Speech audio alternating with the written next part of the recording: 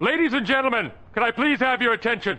I am that dude, Bodkins. Patty to patty. It's ridiculous. No way. There's nobody else out there. He's your guy. Give a big round of applause for the one and only Bodkin Show. I'm going to repeat that again, folks. I didn't stutter. Welcome to the Bodkins Show.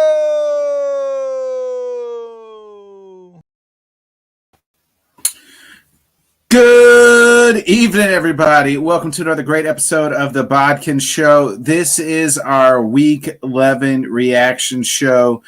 Sorry if you were trying to tune in on last Sunday. There was no reaction show. So I had some family come in, so we couldn't get to it Week 10, but we are here at Week 11. Everybody gets a bye week, right, baby? So the Bodkin Show took a little bye weekend, Week 11 on the reaction show. If you missed our Week 11, Pick'em show, please check that out on Wednesday. Our preview show we put out on Wednesday. So, my guy Johnny joined me as well. Craig was in on the comments. So, speaking of Craig, joining me tonight, my main man, my brother from another mother, Craig with a K. Craig, thanks for joining me, my friend.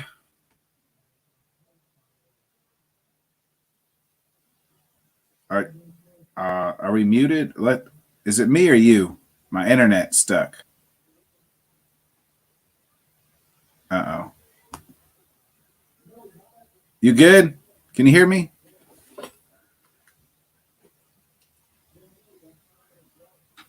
Oh. Craig.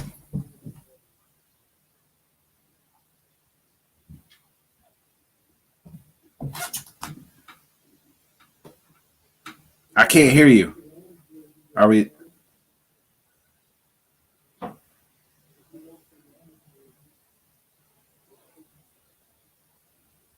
Craig. Can you hear me? Yeah, now we're good. Yeah, now. I don't know what happened there. I don't know. A bad connection or something. I don't know what happened. All right. I was like, oh, God. I don't know if that was you or me thing, but we're back. Craig, how you doing, my man? I think you're. I'm doing well. I'm doing well. It's been a good Sunday. Outside of the ending of the Bears game, which we'll get into more, but I'm doing well, man. I missed the Wednesday show, so it's good to be back here on Sunday. It is. It's good to have you back, and let's go ahead. We're going to jump right into it, Craig. Let me share the screen here.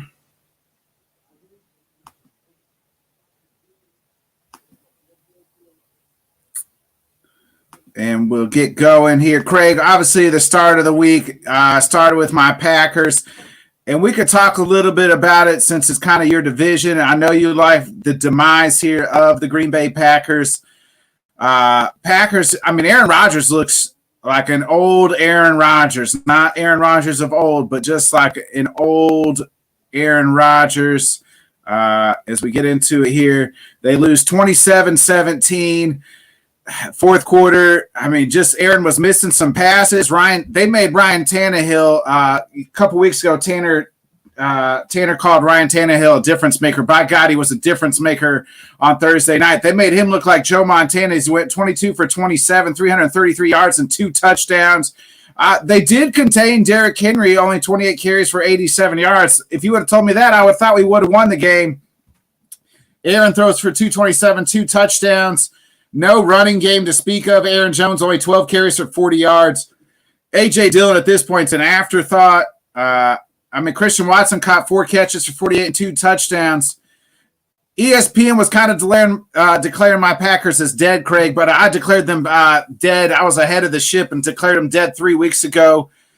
What should the Packers do going forward? Let's kind of talk about that. Let's dig into that. Is it time to – I don't think they're going to sit Aaron. But is it time to play the rest of the season with Jordan Love? What do you do if you're the GM going forward here as the Green Bay Packers? Man, that's just a tough call. I think I brought it up a couple of shows ago about it just really depends on what your future plan is with Jordan Love. And a lot of that comes down to if you're going to sign the 5th-year option this offseason. That's a big decision the Packers have got on the table here. And honestly, I think it doesn't hurt to get a look at the kid with that coming up. Now, mathematically, you're still not out of the playoffs, and you got Aaron Rodgers at quarterback. I think you're going to continue to play Aaron Rodgers at quarterback until you're mathematically eliminated from the playoffs. But moving forward, I mean, Green Bay's they've got some issues here at hand. Like you said, as a Bears fan, I like to see it. We're still last in the conference, so I mean, I don't have a whole lot of room to rub much in, but I mean, I think as far as that quarterback, you got to play Aaron Rodgers until you're just mathematically out of it. But at that point, I feel like you got to get a look. You got to get a look at Jordan Love. You got to know. I mean, are you going to sign the 5th-year option? I don't know. You got to. I feel like, right? Like, I feel like that's, if you don't, you wasted a first round pick on absolutely nothing. Which, I mean, we've seen a lot of first round picks get cut, so it happens. I've heard people try to tell me, they're going to trade Aaron Rodgers in the offseason. Like, is he going to come back? Yes, he has to come back. The Packers aren't going to trade him after they signed him that huge deal last year. They signed him. They trade him before the June 1st trade deadline. June 1st, it's like $150 million dead cap. And then if you trade him after that, it's like $95 million against dead cap. So you have to keep him unless he just retires, which he hasn't looked good. And then, where does it fall on and who's to blame? Is it Gutekunst, the GM? Is it Aaron? Aaron probably should have been in camp, get these guys a little bit more rep, and should have spent a little bit more time with them. I do believe that. I also think that, it's a little bit, hey, they just don't have a lot of playmakers. This team overall looks like crap. I know people say mathematically we're still in it, and they try to tell me, I'm like, you guys, if you watch that team, you can't tell me that's a playoff team. They're not a playoff team. They absolutely stink. The Titans are a playoff team, and that's why they put it to us. And Ryan Tannehill, again, looked like Joe Montana out there on Thursday night. Yeah, and I mean, look, the Titans are no slouch. The Titans lost the first 2 games, and they're 7-1 now since then? Yeah, since then, yeah. I know you were giving Tanner a hard time about the Tannehill being a difference maker, but watching that game on Thursday, I was thinking about it, and I was thinking, man, I'm going to so because Tannehill is making a damn difference in this game. He made me eat my words. He made me eat my own words. But yeah, I mean, Green Bay, there's no one spot to point the finger. I mean, you lost Devontae, that was huge. Aaron Rodgers isn't playing. Aaron Rodgers, I mean, he's 2-time MVP, so he's not playing at that caliber. The defense is definitely underachieved from where everybody thought it was going to be going into the season. Special teams hasn't gotten any better. That seems like it's been a problem for Green Bay for a long time here. A lot of people, they're going to point the finger at Aaron Rodgers. LaFleur is going to start getting the blame. I think he's starting. I feel like there's just a lot of areas. I think it's coming. I think LaFleur's starting to get some of that blame now. I think the way the players are calling, the way the game has been planned, I think it's starting. The heat's starting to, it's turning on in the oven for Mr. LaFleur. Yeah, I think so, definitely. And I mean, as a Bears fan, I've been saying for a little while to you that I feel like Aaron Rodgers has masked a lot of the problems that the Green Bay Packers have. And then right now, Aaron Rodgers is just playing at like a normal level, and Green Bay looks like a completely different team. Yeah, 100%. They is. I guess I need to put this on the screen. I didn't even put that on the screen. I'm an idiot. Let's get into the next game here, Craig. It's your Bears. In the Cordell Patterson revenge game. That's the wrong game. Click the wrong one there. That was last week's game. We'll get to it here. But the Bears lose in a close game. It was a back and forth game, and we were kind of talking about it before on air. Where the heck is? There we go. What were the Bears doing in that play in that final 2 minutes? They know Fields was kind of banged up, was hugging on his hamstring, and then then they call two run plays. The first run play hurts his shoulder. And then, the next play, they run it again, third down. He kind of throws a bad pass. It's over the receiver's head, interception. Atlanta wins 27-24. Bears did cover, so that's the plus. But, what's your thoughts here on your Bears? And, Atlanta sticking around here in this playoff hunt. Only a game back of the Bucs now in the play for the, division. Yeah, I mean, this was a game Atlanta needed to win for sure. This is, kind of just what we're getting with the Bears. It seems like their offense has kind of gotten together. They lost pieces on defense. It seemed like a team that's going to compete in most games. They're going to be in most games, and they find ways to lose most games.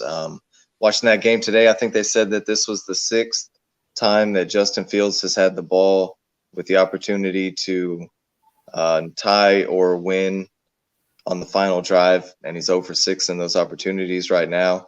It was kind of the same situation last week. They coughed that game up to Detroit, but they had the ball late, and then, they just let it go before you even feel like they got anything going. That's how it was. And you alluded to it, man. Justin Fields is obviously there was an issue there with the hamstring at some point, and on the final drive, the first play, it's a designed run. Then he gets up holding his shoulder like it hurts. And the next play is a designed run again. And, the drive got nowhere. And the play calling was definitely questionable there in the 2-minute drive for sure. Yeah, Justin Fields went 14-21, 153 yards, the 1 touchdown. Craig, I told you, I texted you this during the game. Man, I really love the kid. I think he's fantastic. 18 carries for 85 yards and 1 touchdown. Monty got in 17 carries, 67 yards and a touchdown. Darnell Mooney caught the touchdown, 4 for 29. Chase Claypool only 2 receptions as he continues to try to work his way into that offense. Mariota 13-20, 131 yards, 1 touchdown. More importantly, no interceptions. Cordell Patterson had a kickoff return for a touchdown, and that was kind of Atlanta's offense. Atlanta's 5-6, Craig. They are only a game back, but we still can't quite buy into Atlanta, right? No, I'm not sold on Atlanta. Honestly, if Cordero Patterson doesn't run that touchdown back, this could be a completely different game. That was a big momentum swing, considering Atlanta was the home team and Chicago was up 10 at that point. That was a big moment. So Atlanta, they've looked good against some good teams here, and then they'll look bad against some bad teams. And at the end of the day, I feel like that just means that they're a pretty mediocre team. Yeah, at 5-6, they're kind of a little bit better than even what we thought they were, but yet because the Bucs have, kind of been pissing that division away, letting people hang around there, Atlanta still has a chance. And we were on this morning with a guy from Atlanta, and I kind of asked him, like, hey, like, what's the fan base want? Do they want, Desmond Ridder time, or they want Mariota? He said, let's just stick with Mariota because that offense really, they don't want to get Desmond killed. And at least Mariota's a little bit more mobile, so let him go ahead and get killed out there, even if they can't make the playoffs. But it was realistic. Like, he doesn't think Atlanta's going to make the playoffs, but maybe at the back end, last 4 games of the season, it might be Desmond Ridder time.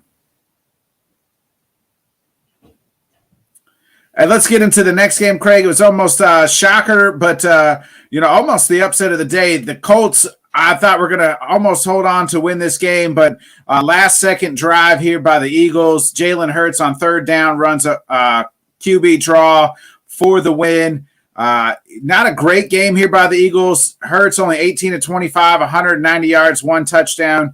Had the game-winning rushing touchdown. A.J. Brown only 5 receptions for 60 yards. Devontae Smith, 6 receptions for 78 yards. The Colts, Matt Ryan, 23 of 32 for 213. Jonathan Taylor, 22 carries, 84 yards, and a touchdown. Michael Pittman, 6 for 75. Craig, it seems like the Colts are playing better with Jeff Saturday, or at least, harder in their in games. I think 2 weeks ago I would have expected this game to be a blowout. But the Colts hung around here. Yeah, they did, man. The Colts, like you said, I mean, all the way until the very end, the Colts were leading and looking pretty good in this game. I took the Colts to cover just because the Colts are usually tough at home, but they do definitely look different here under Jeff Saturday the last 2 weeks. Getting Jonathan Taylor back and actually looking healthy has been big for him too.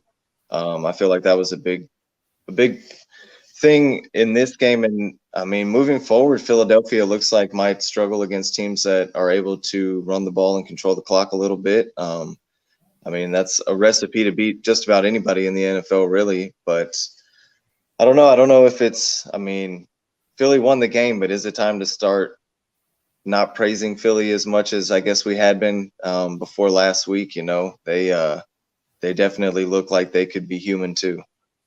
Yeah, I mean, it's any given Sunday. The Eagles are playing a lot better with Jeff on at head coach. I think you had mentioned to be able to run the ball. That's why they went out and got Nagano who didn't start today, but is plans to play next week. Also added another veteran defensive tackle.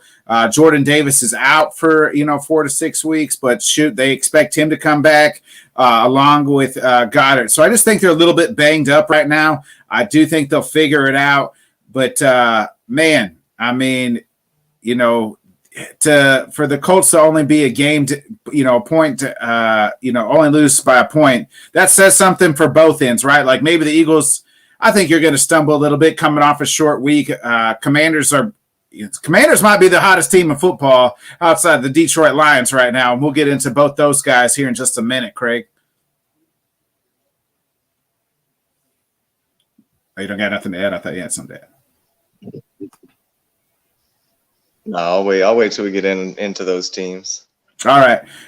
Hey, let's get into the next one here. It's the Patriots and the Jets. I mean, there's no even real reason to get into anything here. Both offenses stunk. There was 10 punts in the game, but on the 10th punt of the game, Pats, with less than about 5 seconds left, return it back for a touchdown, win the game 10-3. Patriots pull this one out, and what was a game? Patriots move to 6-4. Jets fall to 6-4 as well.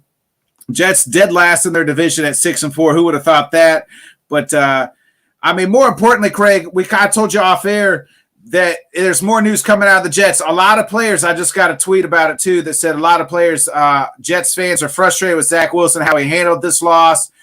Didn't take onus at the fact that the offense sucked. I mean, Bob Saleh was ripping the offense. A new one said it was awful. Some of the offensive players said, hey, we got to do better, but not Zach Wilson. He was directly asked, hey, did you let the defense down? And he said no. What's your thoughts there on the Jets here and, Mr. Zach Wilson? I think that's Zach Wilson, right? I think that's just kind of who Zach Wilson is. Even coming out of college, everybody there was a lot of people projecting him to go to Chicago because he was the new headband kind of attitude BYU quarterback. Like they thought he was going to be the next Jim McMahon and then come to Chicago with his little attitude. I mean, I guess that's just who he is. To me, I mean, you got to take accountability. You got to take responsibility. This is a huge game for the Jets. If the Jets win this game, they're 2 games up on the Patriots, and they're tied with Miami and Buffalo.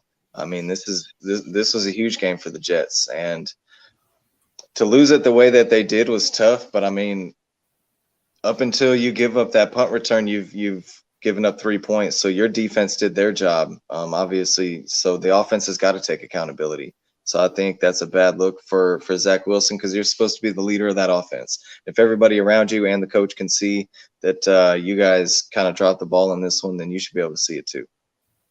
Yeah, so the report I got here is from the New York SNY here. It says Zach Wilson was walking around after loss like he isn't the problems, which rubbed more than a few Jets players the wrong way. So Zach's walking around like his shit don't stink when it definitely does stink. I mean, some of that is on Zach. Some of it's on play calling. Some of it's also the Patriots defense. I think you can chalk it up to all 3, right? Yeah, I mean, definitely a combination of everything. I mean, New England's defense is New England's defense. They're going to give you trouble, but 3 points is not going to win you any football games in the NFL at the same time. So the offense got to do better. Yeah, I mean, the Jets should be glad that they're 6-4, though. I don't think anybody thought that, they would be 6-4. They got to realize, temper expectations down, but also Zach Wilson's got to say, hey, man, I let the team down. I played bad. You got to do some self-reflection.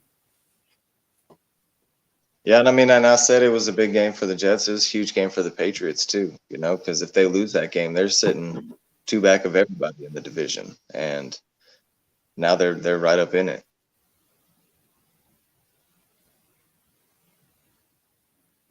Yeah. The Patriots, all 3 of these teams, 4 of those teams could make the playoffs in that division. I think, the Patriots are in the hunt. The Jets are in if the season ends today, which we obviously know it doesn't.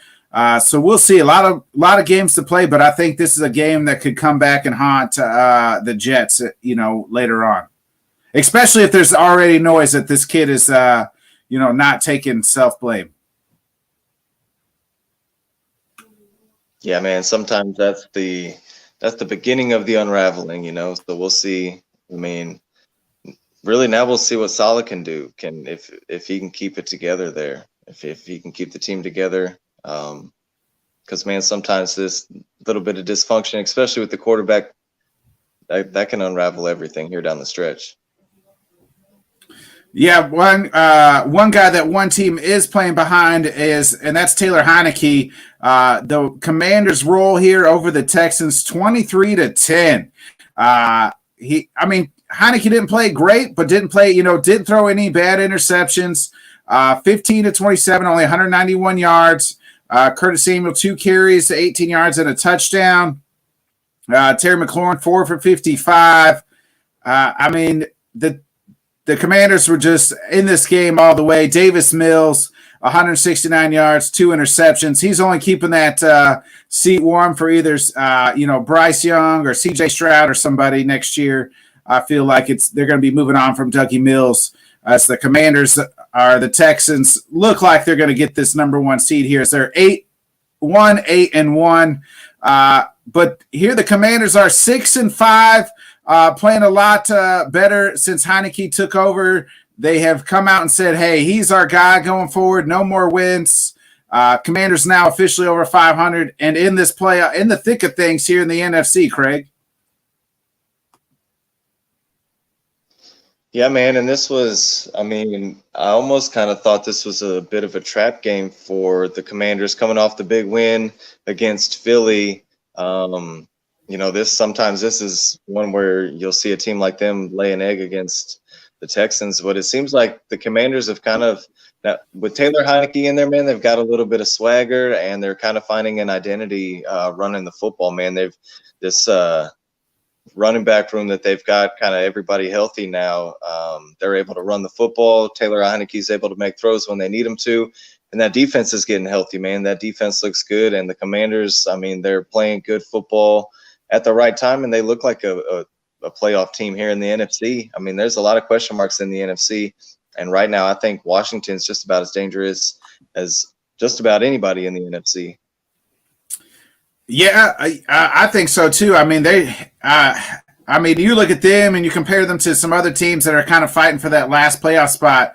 They look better than Atlanta. They look better than I think they look better than Tampa Bay right now. To me, you know what I mean? Like as far as the way they're playing and the things about them.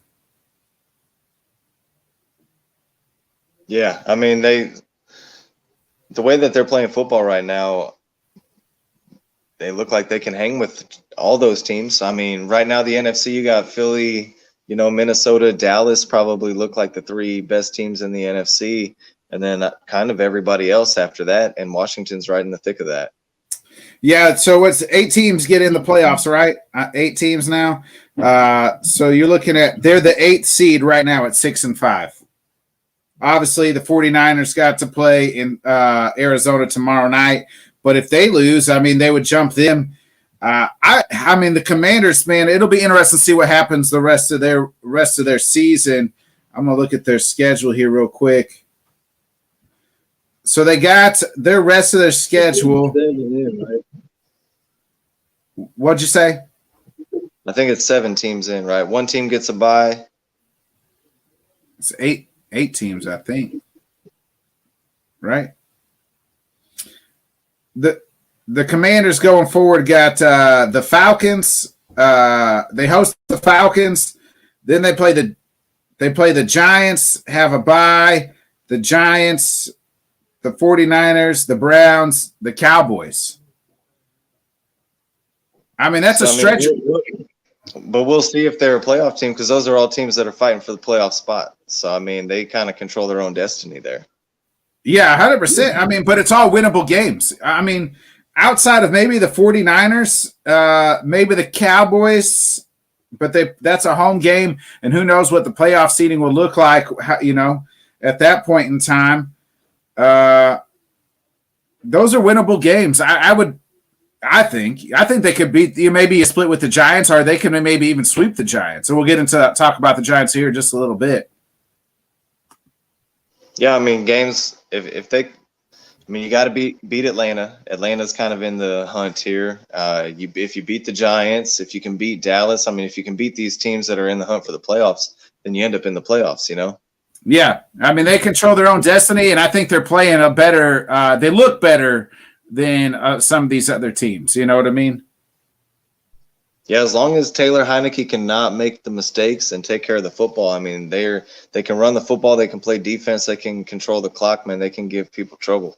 Yeah, Chase Young's supposed to be back next week, so I think that'll be a big boost. They're already favored at -3 as Atlanta comes to town, the early line there. Speak of the NFC and playoffs, two teams that – one team that used to be in the playoffs and the Super Bowl champs, they look maybe at the worst Super Bowl champs, defending champs in a long time, Craig. The Rams lose 20-27 to the Saints. Stafford gets a concussion, does throw 2 touchdowns. Their running back room is awful. It's just, it's a mixed bag of everybody, and none of them's good. And then you look at receiving, 1 catch for Chatarius Atwell for 62 yards and a touchdown. Allen Robinson did have 4 for 47. How about Andy Dalton? Just when you thought the Saints were going to go to Jameis, Andy Dalton shows up and has this typical good Andy Dalton game. 21-25, 260 yards and 3 touchdowns. Alvin Kamara only 12 carries for 42. Chris Olave, 5 receptions, 102 yards and a touchdown. Juwan Johnson, 3 for 47 and a touchdown. Jarvis Landry, 3 for 33 and a touchdown. Good Andy gets it done, and Rams continue to be disappointing Super Bowl reigning defending champs. Yeah, you kind of had to expect the Rams to have some trouble with the Saints defense. First game without Cooper Kupp. I feel like you kind of saw that coming. The Rams, though, man, they're just – it's like they lost their spark, man. We're both Cubs fans. It almost reminds me a little bit about whenever the Cubs won it in 2016, and then in 2017 they had a ton of talent, but they just didn't have the spark anymore to win it. And I feel like that's kind of where the Rams have been since day one of this season. This is the definition of a Super Bowl hangover. I feel like most of these guys have been in the league for a while that are on this team, and they got their ring last year, and they're just not into it the same way this year. They have been dealing with injuries, and moving forward, it doesn't look like it's getting any better. Stafford again with a concussion, Cooper Kupp missing time for a while. Kupp's done for the year, right? Like he's out 6 to 8 weeks. He might as well be done for the year. Yeah, they're not making the playoffs. Put a fork in them, man. They're done. So Cooper Kupp, he's back for the playoffs possibly, but I don't see him there. So I think this is just one of those, ultimate Super Bowl hangover years for the Rams. Yeah, ultimate for sure. I think part of it, Stafford hasn't looked well too. And I don't know if beginning of the year, remember he had the elbow situation. I think right then and there, that was the start of, the downward spiral for this Rams team. That defense hasn't looked great. Their offense hasn't looked – their offensive line is atrocious. They have no running game. And we know with that playbook and, everybody that's kind of come off that Sean McVay, Shanahan tree, you got to have a good running game, sets up the play action. They have absolutely zero running game. Yeah, and I mean that's a huge problem, and it's crazy to think, looking at that division, that the Rams are probably going to finish last in it. But Arizona might give them a run for their money. Yeah, Arizona's looking just as bad at times.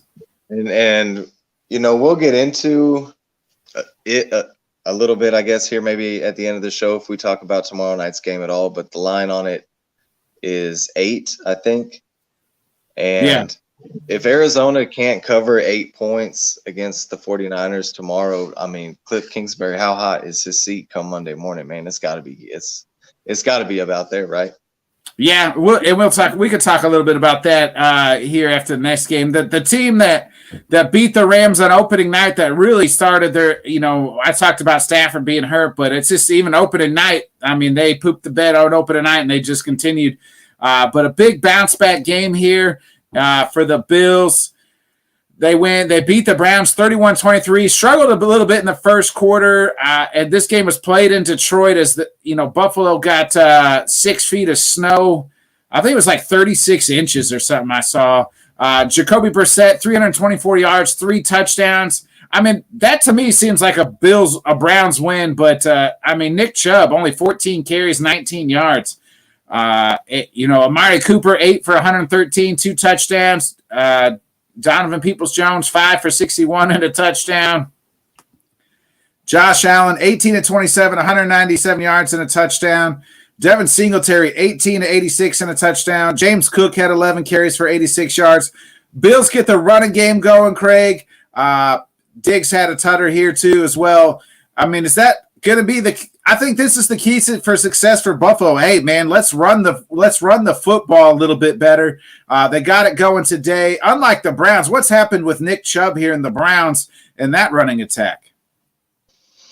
Yeah, man, this is a weird box score, because I feel like if you brought all these stats up and you just had both the teams hidden, that you would have thought it was the other way around. The running back stats look like that's Cleveland stats. And then, I mean, if you tell me that Josh Allen's going to throw for less than 200 yards, I'll tell you, I mean, Cleveland might have probably won this game. But then if you tell me that Nick Chubb only ran for less than 20, I'm going to tell you Buffalo probably won by 30.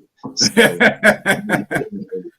it ended up being a decent game. Like you said, Buffalo didn't look great early on, but it seemed like they kind of started getting it going.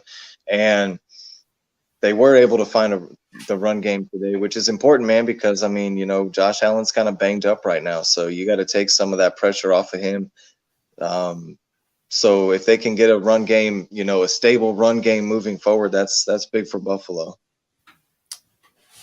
Yeah, it is. I think that's the piece that's missing. So it looked like they got a little bit of that today. Time will tell if it's if it was the Browns or if it's Buffalo's game culture, or game the way they're playing. I think they got to run the ball, save Josh Allen in that arm. He's got the elbow problem. He's taken a beating. He's also thrown some bad interceptions in the red zone. If you can get the running game going, that'll only help Buffalo. But big bounce back win that they had to have. Now it's right back to business here, and they play Thursday against, the Lions, who we'll get into, have won 3 games in a row, Craig. Right, yeah, all of a sudden that game somewhat meaningful here. Yeah, and we were talking, you mentioned the Browns and Bills game being a weird. This game, the Ravens-Panthers game, even weird. It was 3-3 all the way until the fourth quarter. The Ravens finally get it going. Baker Mayfield, your boy Craig, 20-1 to 33, 196 yards, 2 interceptions. Devontae Foreman, I mean, Baker just brings down the whole team and makes everybody play bad. Deontay Foreman, only 11 carries, 24 yards. Absolutely hurt my fantasy team today. DJ Moore, nowhere to be found. I mean, nobody even to speak of in that Ravens offense. Lamar Jackson, 209 yards, 1 interception. Did have a rushing touchdown, 11 carries for 31 yards. Demarcus Robinson, 9 receptions, 128 yards. I mean, Craig, you got any thoughts here on this Ravens-Panthers game? It's a little bit, the Ravens just, it seemed like they couldn't get going there for a little bit. Yeah, man. I think I messaged it in the group. I was, watching the Bears game, and they mentioned that there were 2 games that were 3-3 going into the fourth quarter. and I saw New England and the Jets. No surprise there. Then I saw Carolina and Baltimore, and I was like, what in the world is going on in that game? I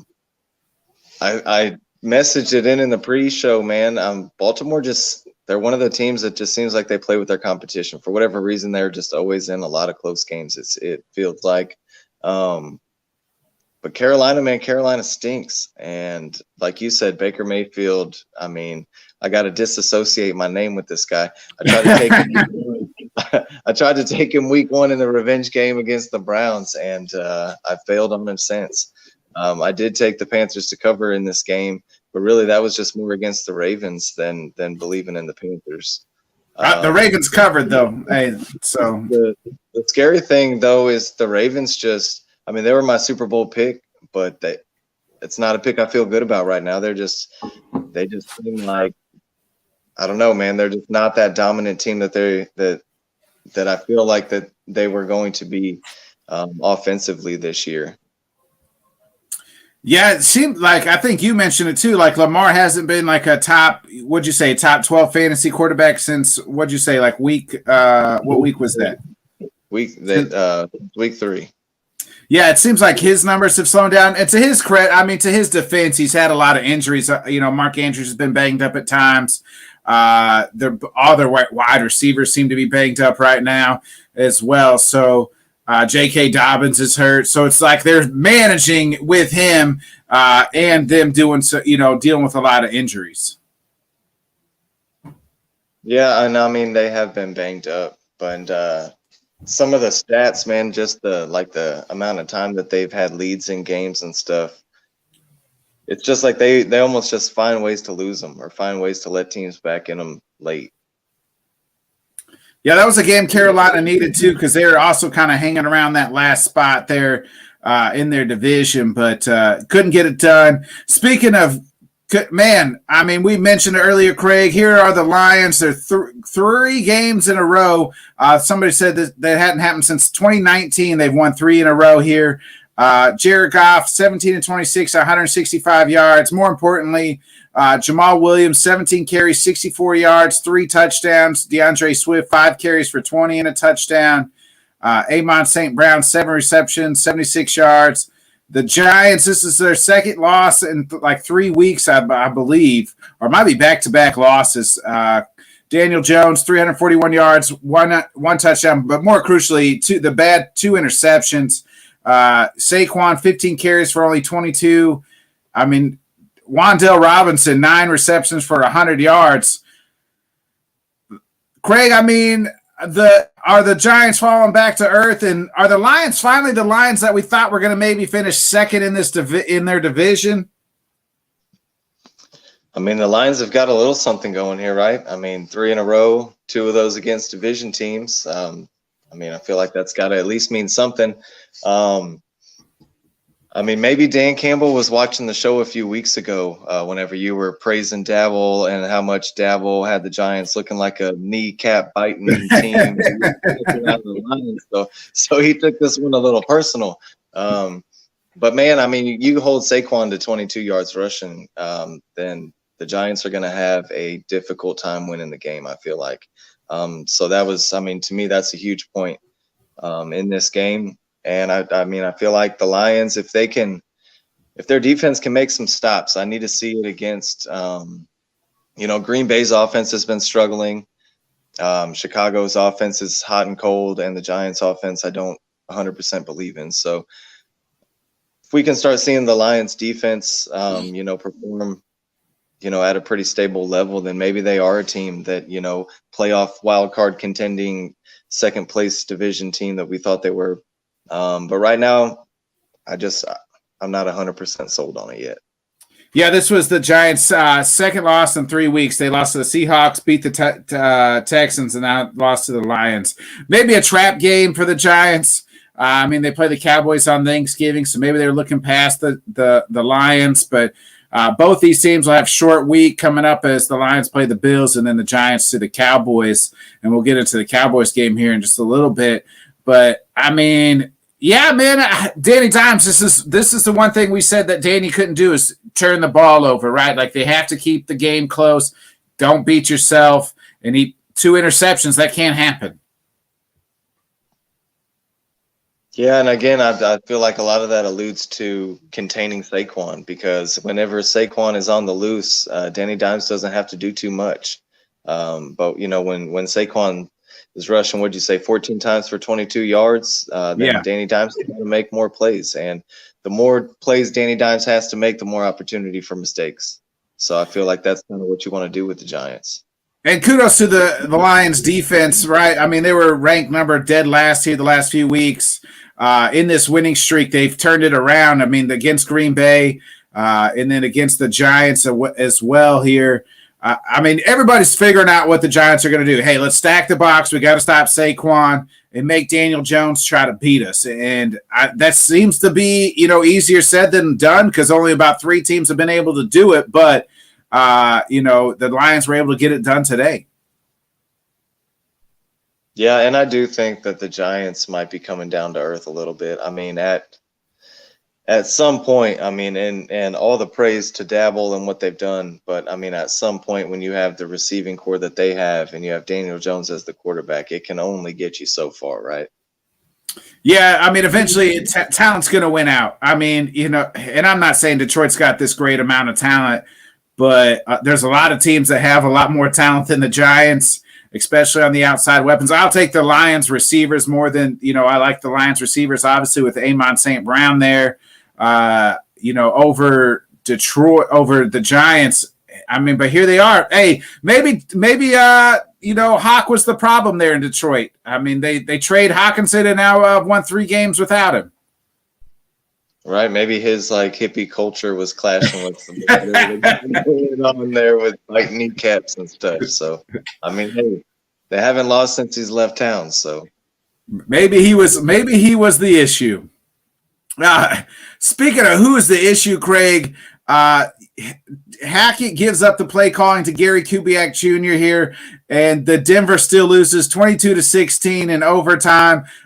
David Carr hits Devontae Adams for the game winner. Carr, 370 yards, 2 touchdowns. Josh Jacobs, 24 carries, 109 yards. Devontae, 7 for 141 and 2 touchdowns. I mean, and then you look at the Broncos. You thought this would be a good, game because the Raiders usually stink. Russell, only 247 yards. Latavius Murray, 17 for 49 and a touchdown. I mean, both these teams absolutely stink. Somebody had to win this game. Both are 3-7.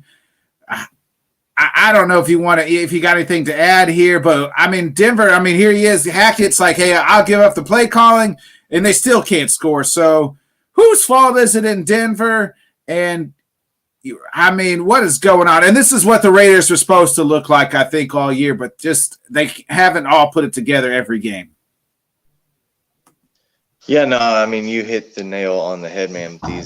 These 2 teams stink, and somebody had to win this game. And of course, when 2 really crappy teams play each other, they end up going to overtime because they both stink, and neither one of them know how to win a stinking game. Denver's got problems, and I don't know where you start pointing fingers, but it's definitely not looking good. And this was coming out of the bye week against the dang Raiders. This was supposed to be kind of the get right game. Like you said, Hackett handing over play calling duties, coming off the bye week, shaking things up, and it still look like crap. So I don't know. Denver, the people that bought that team are probably questioning a lot of things right now. Yeah, that's what I mean. I think they inherited Hackett and they gave Russ all that money. Hackett might be one and done here. They might fire the GM and everybody, because if I paid $1 billion and we're only winning 3 games, we got some issues.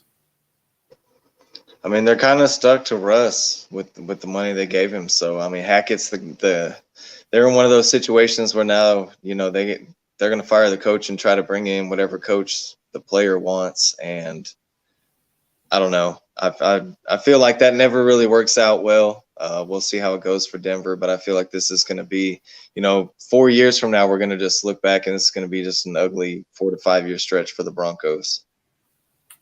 Yeah, it's getting that way.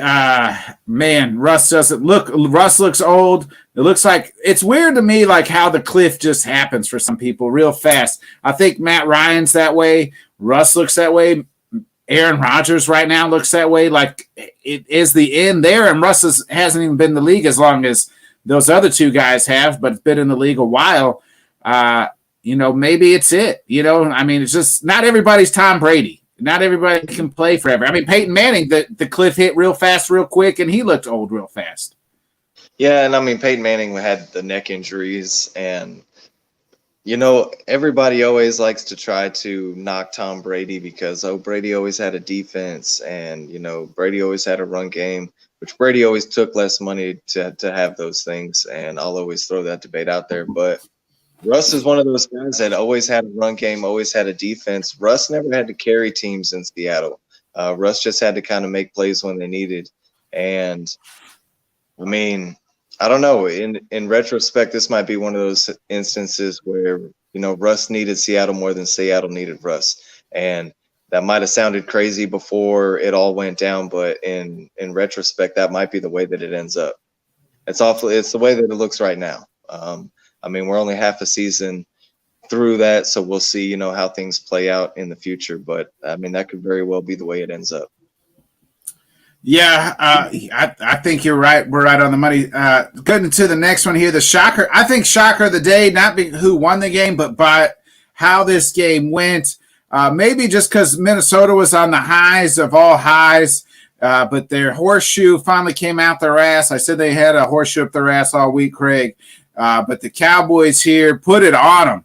I mean, 40-3. Micah Parsons sets the game up right away with a strip sack, and the Cowboys get it. We're only held to a field goal at that point in time. But, I mean, absolutely blow it open, 40-3. Dak Prescott, 276 yards, 2 touchdowns, 22 of 25. Tony Pollard, huge game, 15 to 80 yards. Zeke had 15 to 42 and 2 touchdowns. Pollard, 6 receptions, 109 yards receiving and 2 touchdowns. CeeDee Lamb, 5 for 45. I mean, there's nothing even to speak of in the Vikings offense because it wasn't even there. Kirk Cousins couldn't even throw over 100, barely threw over 100 yards. I mean, just Dalvin Cook. I mean, this 11 carries for 72. Justin Jefferson, only 3 catches. Craig, what do you make of this game? I mean, just an absolute stink. Hey, Minnesota just stunk up the joint just to have that game. And then the Cowboys' big rebound game after losing to the Packers last Sunday. Yeah, I feel like Dallas needed this one. I'm on this little NFC North trip here. But Minnesota, man, I mean, just this to me, this was a game that they needed too. If they're trying to lock up that number 1 seed in the NFC, I mean, they do have their loss to Philly, but with Philly losing last week, this was an opportunity for them to basically be tied there and just only have that tiebreaker game against them. And we'll get into our awards later, but the Vikings very close to making my turd this week just because of some of those reasons. And I mean, when you're a top dog in the NFC and you're fighting for home field advantage got to mean something. And when a playoff team comes in and thumps you by 40 on your home turf, after you've been out here flaunting your chains and telling, Taylor Heineke, stop trying to be like us. Nobody wants to be like the guys that are getting thumped by 40 at home. So, I mean, I do think it's just a turd game for the Vikings. I think they bounce back. I think the Vikings are good, but I feel like it's just a bad showing. It's not how you want to do it right now with Philly losing. I mean, this could have been a big opportunity for Minnesota, and they laid an egg. They did. It was a bad game. This was the Cowboys defense that we expected to see, though. I mean, Micah Parsons game wreck took that game personally. Last week said that'll never happen again. And I mean, they made a statement. The Cowboys this was the big Cowboy statement win that they hadn't really had, I felt like, on their season. Yeah, and especially following up the way that they lost that game in Green Bay. This was a very good bounce back game to, remind everybody that they're for real and that defense is for real. Yeah, speaking of for real, my guy Joey Burrow, he's for real, Craig. 355 yards, 4 touchdowns today. Samaje P. Ryan, 11 carries for 30 yards. Joe Mixon left the game with the concussion. T. Higgins, man, stepping up huge in the absence of Jamar Chase. 9 receptions for 148. P. Ryan, 4 receptions, 52 yards. 3 of them went to the house for touchdowns.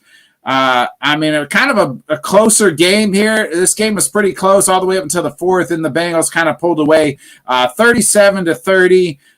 Kenny Pickett, 265 and a touchdown, 20 carries for 90 yards and 2 touchdowns. George Pickens, 4 for 88, for 83 and a tutter. Pat Fairmouth, 8 for 79. Craig, the Bengals are now 6-4, biting at the heels of the Ravens here. Offensively, they look a lot better than the Ravens. Can the Bengals kind of overhop the Ravens here and kind of, take this AFC North? I mean, they definitely got a shot, man. And the fact that, Jamar Chase being out and then Joe Mixon missing half the game today and their offense still being able to put up 37 points against Pittsburgh's defense, who hasn't been great, but they did get Watt back today. I mean, and he makes his presence felt. I don't know if you saw the interception that he had. He did, yeah. Ridiculous. I mean, but still, the Bengals were able to put up 37 and against Pittsburgh. So, I mean, to me, Cincinnati's – they're not going anywhere. They're a team that you got to respect here in the AFC, and that, they're going to be in the mix with the top-tier teams in the AFC, I think. Yeah, I think I've said all year, you've said they were going to have a Super Bowl hangover. I think they've kind of gotten past that hangover. The offensive line seems to be gelling. It's just my biggest fear. It seems like every time we say that, they're getting going, and then they'll have a stink fest like they had it on Monday night against the Browns a couple weeks ago. Those are the games that they can't lose, but this is a big win, a game that they needed after they started out in the division 0-3. So they needed this one to, right the ship, split the series with the Steelers. Got to get the Browns game back and the Ravens here. So I think they can do that. They control their own destiny. They're right there. Even if they don't make the playoffs, I like them better than I like the Jets or the Patriots making the playoffs, because the Bengals are at least proven, and I like their quarterbacks a little bit. Obviously, I like Joe Burrow better than I like Mac and Zach. Yeah, and I think last I saw, if the season ended today, the Bengals would be in the wild card. And if I'm betting on teams from here till the end of the season and betting on them down the stretch, like you said, I'm going to take the Bengals over the Jets. I'm going to take them over the Patriots. I'm going to take them over some of these other teams that are competing for them spots. So in the end, even if they don't overtake the Ravens, I feel like I've got the Bengals as a playoff team. Yeah, I think they've got the talent to take over the Ravens. Like I said earlier, the Ravens are my Super Bowl pick. But man, they've haven't looked great. Hey, you don't even want to talk about my Super Bowl picks. You know what I mean? So I picked the Bucs still got a chance. And then, the Colts there, they've already fired a guy, hired a TV analyst, and, they seem to be doing real well for a Super Bowl pick. So maybe the Cinderella story is happening. Just Saturday. I mean, I'm not buying into it, but me neither, Craig. Me neither. I'm just saying, hey, the Ravens, your Super Bowl pick looks a lot better than mine does right now. So don't beat yourself up too bad. Hey, before we get into our dogs and turds, let's preview this Monday night game like you were kind of talking here. Arizona, is the dog in this one, -8 points to San Fran. You surprised at this high of a spread? Maybe they weren't too sure that Kyler was going to play, but it seems like he's going to be a go. Or Arizona just that bad? I know D-Hop is questionable, but looks like he's going to be a go, they think. But 49ers are getting everybody back, it seems like, here at the right time. That's the team I circle right now, Craig, at the 49ers to make this second half run here. Yeah, I mean, the 49ers getting pieces and getting healthy, adding CMC, they look like a team, that's going to be there in the NFC for sure. Vegas loves the 49ers, it seems like, man. I feel like the 49ers have been getting big spreads that have just seemed weird all throughout the season. And I don't know. I mean, Arizona definitely stinks. When I first saw this come out, I was like, man, Arizona is 8-point dogs at home. Then I remembered this game is in Mexico City, so I guess it's not a true home game for Arizona. But still, that's man, right. It is in Mexico City. it's a division game. It's a big spread still. I took Arizona in the pre-picks to cover the spread. But like I was kind of saying earlier, man, if not only lose this game, but lose by more than 8 points to San Francisco, Cliff Kingsbury's seat got to be getting hot, right? I mean, it's got to be. Yeah. I mean, it's already, but it's got to be like close.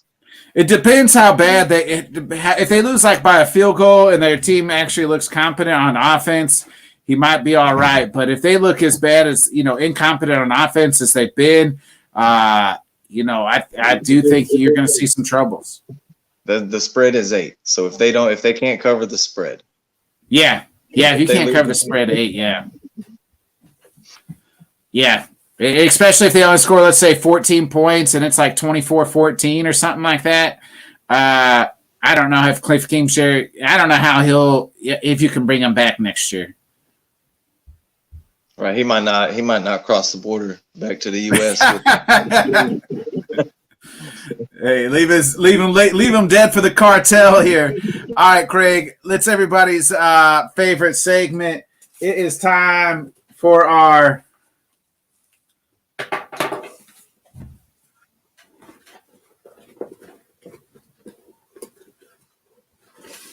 Dog of the Week. Go ahead and give me your Dog of the Week. All right, I'll go first. My Dog of the Week, I'm going with the Detroit Lions winning their 3rd straight game.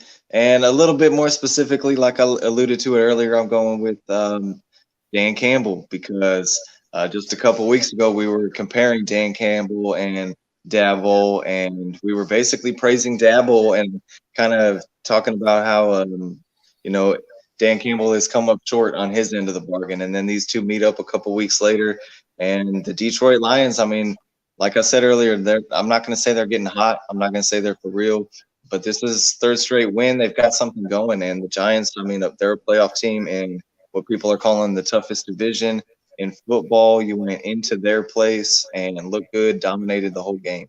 So Dog of the Week, I'm going to go Detroit Lions. Yeah, my Dog of the Week this week is none other than Davante Adams. 7 catches for 141 yards, 2 touchdowns. That's everything that the Raiders hoped for when they traded for him. I know the rest of the team stinks, but he was absolute dog today. He's the reason they beat the lackluster, crappy Broncos. So Davante Adams saves, Josh McDaniels' job for another week or so.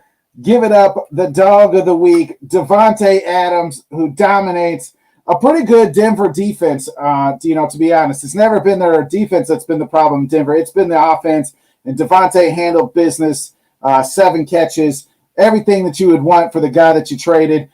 As he tries to, he's not having the numbers like he had the last few years, but arguably still the best receiver in football. Davante gets it done today.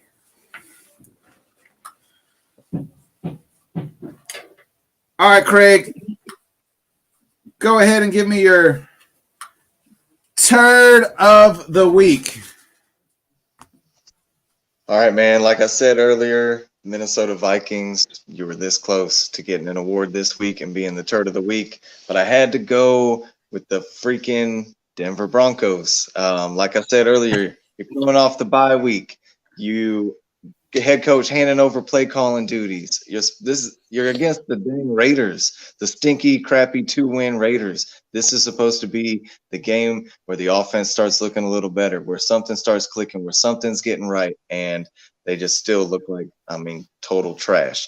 Like they don't have an identity offensively. Russ can't get it going. The play calling doesn't seem like it matters who's calling the plays. Doesn't look a whole lot better. Is Matt Nagy on the sideline in Denver? Because that's what I feel like right now. As a Bears fan, that's what this offense reminds me of, just crap. So my Turd of the Week, I'm going with the Denver Broncos. Yeah, my big old Turd of the Week I was going to say Minnesota, but I changed it, Craig. It goes to Zach Wilson. Not only did you score 3 points, but your non-give-a-shit attitude about how you didn't feel like you let anybody down and you're not the problem, you're a freaking turd, my friend. Nobody wants you. Nobody needs that type of attitude in the locker room, especially for its culture, a team that's trying to change the culture to winning. And you're just like, nope, not my problem. I didn't let them down. That's everybody else's fault. No, you got to score more than 3 points. You're a professional quarterback on a team that has some decent weapons. Maybe you should try to use them. Maybe it's him. Maybe it's the other LaFleur brother that's the OC there. But either way, Zach Wilson, the way you handled the loss, sometimes you can handle a loss like a champion. Ask Israel Adesanya and a couple other people who've taken losses and be like, you know what? I need to play better. It's my fault. That's on me. Justin Fields did that last week. Craig said, hey, that's on me. Won't happen again. You know who didn't do that? Zach Wilson. And Zach Wilson, hey, you can go bang out all the milfs you want, my friend, but you're still a turd on the football field. Yes, and hey, head coach is keeping receipts, right? So, I mean, what happens with this marriage moving forward? Because I mean, this is a terrible. I mean, that's a great turd of the week. I feel like because it's a terrible look as a starting quarterback in the NFL. Even when it's not your fault, you're supposed to take the accountability. That's your job. You're the leader of the team. So when everybody else in the locker room can do that and you can't do that, I mean, that's. We've seen it with guys like Antonio Brown, man. I mean, you can be great at your craft and you be a bad locker room guy and a guy that the team don't like, and it just unfolds for you. Yeah, I mean, if like I read earlier, we were talking about it. You know, if that's true that other Jets players are like, hey man, like that rubbed the people the wrong way, because other offensive players, Garrett Wilson, a rookie who said, yeah, we got to be better. That's on us. Like our offense, we got to be better. We only had 100 yards. Total offense. Like we got to be better than that. We let the defense down today. So if the wide receiver is saying that, the quarterback should echo everything else. If the coach is saying offense has got to be better, the quarterback's got to echo that, and he's not pointing the finger at himself. He's pointing at other people. And how big, I mean, not just for today's game and this matchup specifically, but how big is losing Bryce Hall turning out to be for the Jets, I feel like? Huge. He was a difference maker, huge playmaker on that team. I know they got James Robinson, but he's a different type of player than Breece Hall is. So Breece Hall is a dual threat back.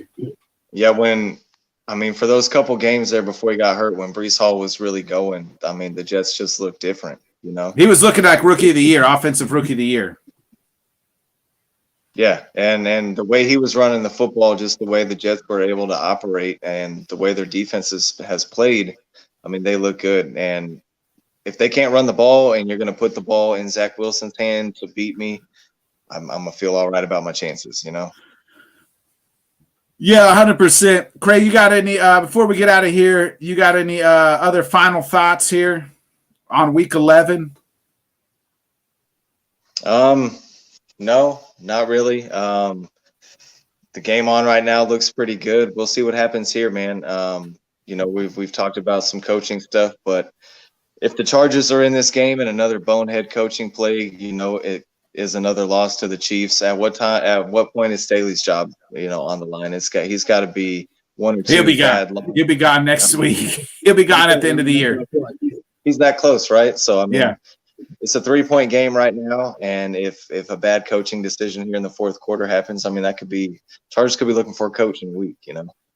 100%.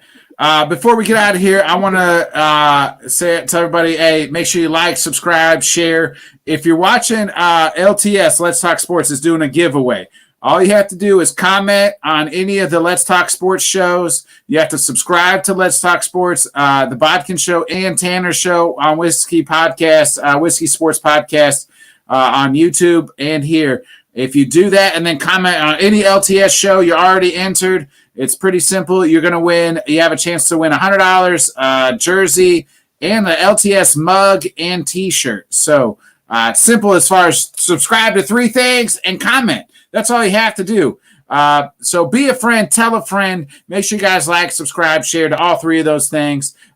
Dan, get better, buddy. I know you're almost. I was texting with you today. I hope you continue to recover. Sorry if the Jets probably hurt that recovery a little bit today, but keep fighting the good fight, my friend. For Craig, I'm Bodkins, and we appreciate you. We'll be back. I'll be back tomorrow night with Buffoon and Bodkins on the Monday night show. So please tune into that. We are on Apple Podcasts and Spotify. So we'll see you guys. I'm going to hit that outro. It's been another great episode of the Bodkin Show. Peace, everybody. Have a good rest of the night.